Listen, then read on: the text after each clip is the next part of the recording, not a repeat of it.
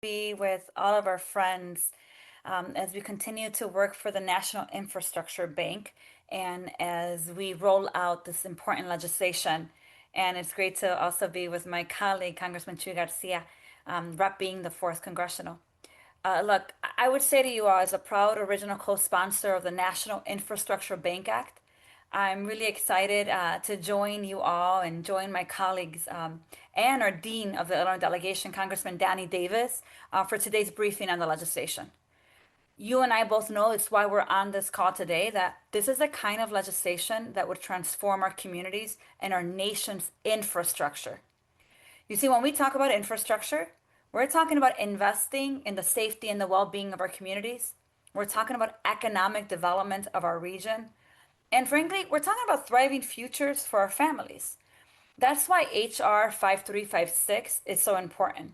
This bill builds on the historic investment that's already been made possible with the infrastructure through the groundbreaking Bipartisan Infrastructure Law that delivered, before I was in Congress, $14.6 billion to the state of Illinois and the development of over 380 specific infrastructure projects. And we know that the Bipartisan Infrastructure Law is only the beginning, especially as we're having conversations right now about funding critical infrastructure projects that unfortunately have been frozen or withheld by the administration. The National Infrastructure Bank Act ensures that the number of projects in Illinois and throughout our nation are able to keep growing, are executed, and creates more than $5 trillion. Let me say it again, 5 trillion with a T. Permanent public bank dollars to be able to create this permanent public bank that doesn't just invest in infrastructure projects, but really carries out the infrastructure plan for the entire nation.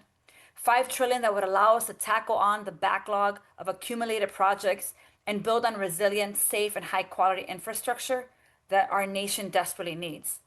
And look, let me talk to you a little bit about some of those projects here in Illinois, because frankly, it's extensive. We have over 1 million in lead water service lines that must be replaced to protect the health of Illinois communities. 400,000 in the city of Chicago alone that we have to be replacing. 9% of our bridges located mainly in rural communities are in dire needs of desperate repairs right now. The affordable housing shortage that we've talked about is severe, only getting worse. And to combat the crisis, we need enough financing to build at least 300,000 new units. And in my district, we're talking about desperately needing funding to expand our rail system and address rail and road security concerns that would protect our families, our environment, and our infrastructure. I can go on for 10 more minutes, but I don't have 10 more minutes. The point is that the list goes on. You know the critical projects that we desperately need. And it's why I am on board with Congressman Davis, with Congressman Garcia, and my fellow Illinois colleagues, and the other 44 members who are co-sponsoring this bill. And I'm really hopeful that as we have this conversation and dialogue today, more colleagues join and help us bring our infrastructure, frankly, to the 21st century. So I want to thank you all for joining us, for learning more.